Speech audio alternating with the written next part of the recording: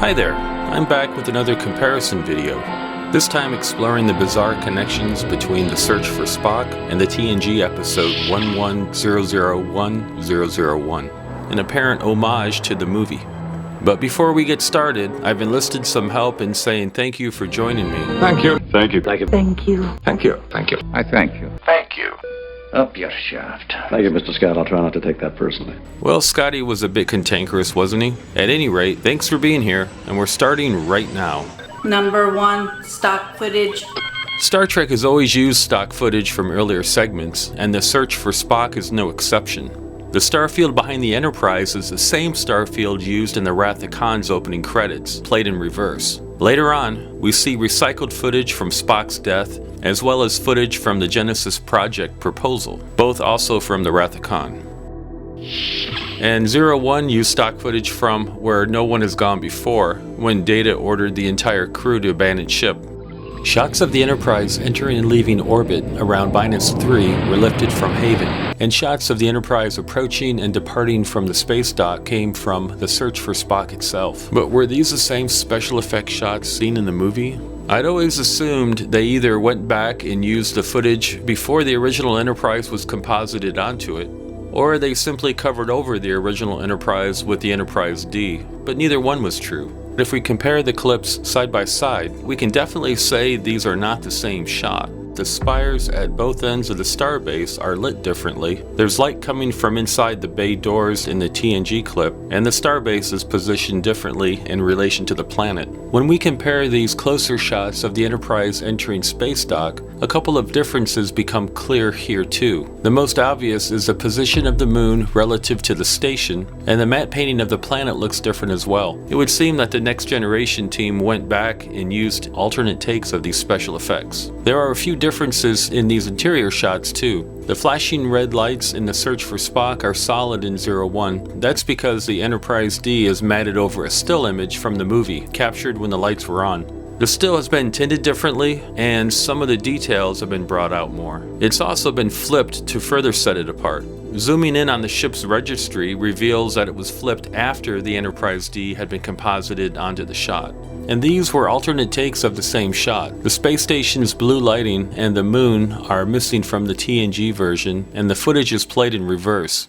Number 2, the viewing gallery. The shock and sadness on the faces of these 23rd century onlookers reflected how we, the audience, felt watching the Enterprise, wounded from her fight with the Reliant, as she comes home to rest.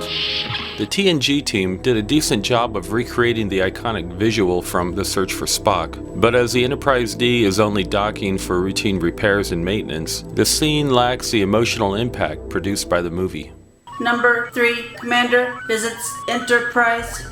When the Starfleet commander debriefs the crew, he brings bad news. I prefer to supervise the refit of Enterprise. I'm sorry, Mr. Scott, but there will be no refit. And denies Kirk's request to take the Enterprise back to Genesis, That is out of the question. compelling Kirk to steal the Enterprise instead.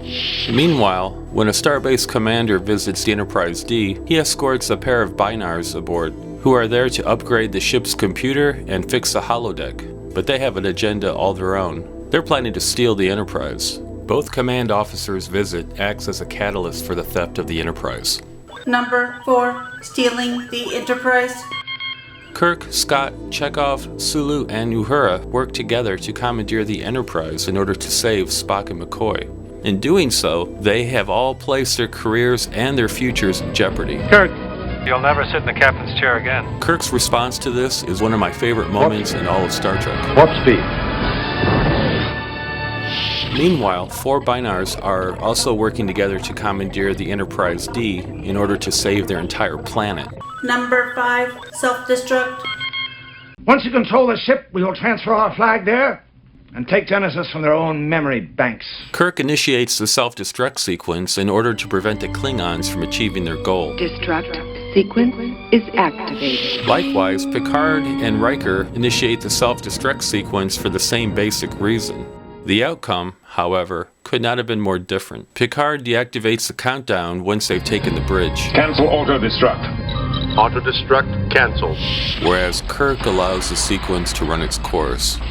In an homage to the original series, the self-destruct sequence is reused in The Search for Spock. Destruct sequence 1. Destruct sequence 1. Code 1. Code 1. 1A. 1A. Apparently, any 3 officers can activate the countdown. Note how Scotty gives the same sequence originally provided by Spock. Commander Montgomery Scott, This is Commander Spock, Chief Engineering Officer. Science Officer. Destruct sequence 2. Destruct sequence number 2. Code 1. Code 1. 1A. 1A. 2B. 2B. And Chekhov gives the 3rd sequence originally provided by Scott.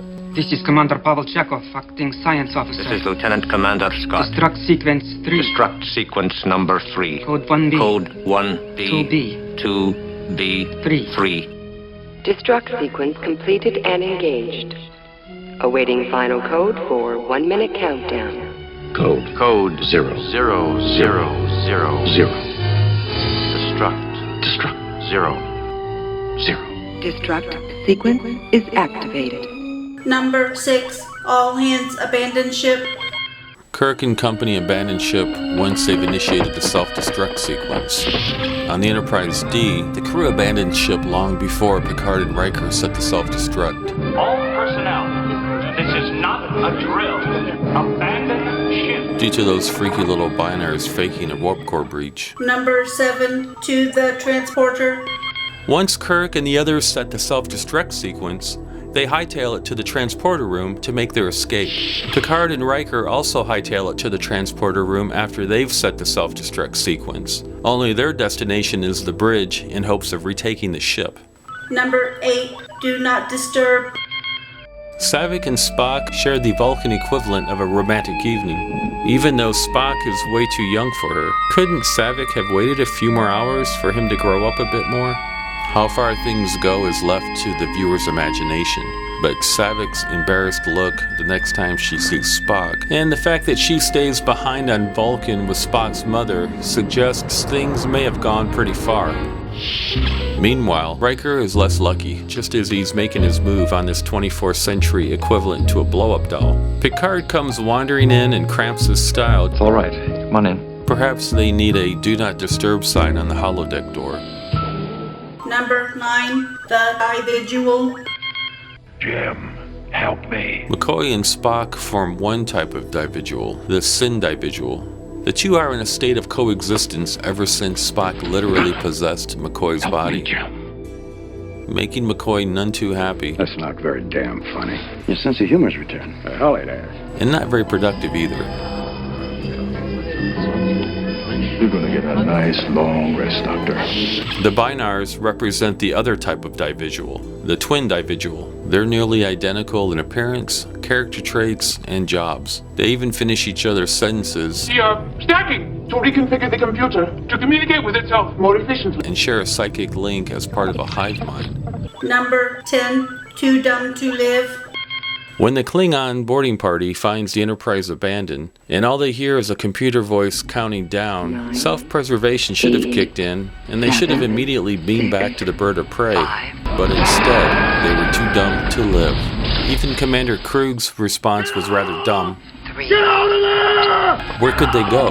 Maybe back into the turbolift and use it as a lifeboat? The only way out was the way they came in, through the transporter. Had he been thinking, Krug should have yelled, The binar's very survival depended upon the reactivating of their planet's central computer, a two-person job. But the binars had only intended to abduct Riker? What about me? Your being here was just a fortunate happenstance. Wait a minute. Had things gone according to plan, their vitally important reboot would never have happened. They apparently did not think this through. The binars always work in pairs. Maybe that is also required. You think so? Uh-huh. Procuring a pair to perform this critical task should have been a basic elemental idea to them. It appears to be successful. But wait, there's more. A star in the binar system went supernova. So what went wrong? They miscalculated. How could an incredibly advanced computerized civilization be unable to accurately calculate when the impact from a nearby supernova would reach their homeworld? It's a matter of basic physics. And while I'm at it, relying on technology to the point that you die without it probably isn't a good idea either. This makes the entire binar race seem too dumb to live. Number 11. Bilingual characters. 4 human characters who speak more than one Earth language. Chekhov speaks Russian, and Kirk, Minuet, and Picard all speak French. C'est la vie. Enchanté. Au fond, nous sommes tous parisiens. And the Klingons and Binars go back and forth between their native alien languages and English. Have they scanned us? Not yet. Oh, oui. Yet too. Would you like to try the enhancement? Number 12, I remember you. The San Francisco bar visited by Dr. McCoy and the holodeck recreation of the Bourbon Street bar have several things in common. Both have neon lights and holographic images. And, as we can see here, both bars have an archway at their entrance. They have one final and truly bizarre connection. The song, I Remember You, was played in both bars, although I've never been able to figure out exactly where it is in the TNG episode. Number 13, similar dialogue, just for fun. And now, just for fun, here's a mashup of similar dialogue between the two films. Engage mooring beams. Aye, sir. Moorings activated. All systems standing by. Ready for docking maneuvers. Stand by to dock. Enterprise is clear to dock. Ready to dock, sir. Continue docking. To dock. To dock. Ready to dock, sir. Continue docking. To dock. To dock. Docking complete. Lock off. Lock off. Lock off. Lock off. Lock off. Lock off. Lock off. Lock off. Lock off. Lock off. Systems locked.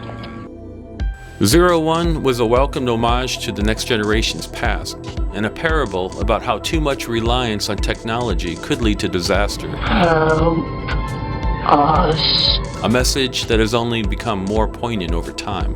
Which similarity surprised you the most?